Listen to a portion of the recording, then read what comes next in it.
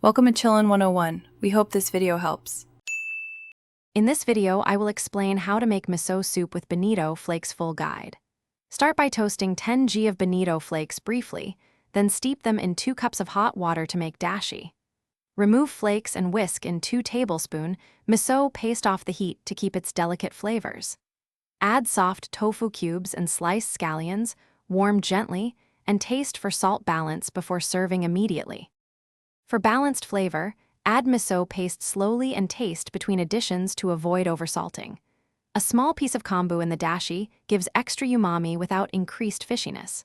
For texture, stir in soft tofu cubes or thinly sliced mushrooms and warm gently so they keep structure. Finish with thinly sliced scallions and a light sprinkle of toasted sesame if desired. Serve hot in warmed bowls and enjoy immediately. If you're enjoying this guide, please subscribe and like to support more videos. Quick recommendation: the leak-proof containers I used make meal prep and transporting soup so much easier, and they pair perfectly with weekday miso lunches. Check the description for the link and other deals if you want them. Thanks for the support and the laugh about carrying soup. Now let's get back to the video. A common mistake is boiling miso, which flattens flavor and reduces beneficial bacteria, so always dissolve it off heat. Strain the dashi to remove spent Bonito Flakes for a clear, smooth broth.